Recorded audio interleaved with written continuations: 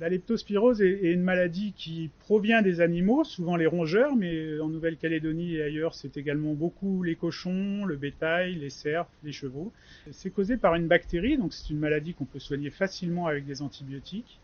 C'est une maladie qui est assez peu grave, peu sévère, avec des symptômes qui peuvent ressembler beaucoup à la grippe ou à la dengue. Mais assez rapidement, au bout de quelques jours, parfois aussi peu que 2 ou 3 jours, on peut avoir une aggravation vraiment dramatique et c'est une maladie qui peut être responsable de décès. C'est un programme qui a été développé par l'Institut Pasteur de Nouvelle-Calédonie, qui a pu émerger grâce à un financement initial du CRESICA et qui reçoit maintenant le soutien financier de l'Agence nationale de la recherche. On espère construire une carte de risque de la leptospirose qui intégrera non seulement les facteurs de risque connus comme les risques d'inondation ou la présence de rongeurs ou de mammifères envahissants, mais également la capacité des sols à permettre la survie des leptospires.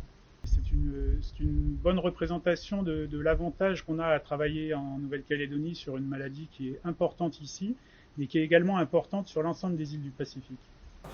Par contre, à l'endroit où on a fait nos 2 parcelles, vous voyez des petites choses ici qui s'appellent de la serpentine, qui sont des choses basiques à ultra basiques, avec une composition minérale assez différente du micaschiste, qui elle-même va impacter en tout cas les propriétés physiques des sols, peut-être les propriétés bio. Et là, on a nos 2 parcelles de forêt qui sont en voisinage immédiat. Donc c'est un projet qui va durer près de 4 ans. La principale thématique, ça va être essayer de comprendre quels sont les facteurs qui sont propices à la survie de la bactérie dans l'environnement, qui est quelque chose qui est clé vraiment dans le cycle de la leptospirose, dans la transmission de la bactérie à l'homme et aux animaux.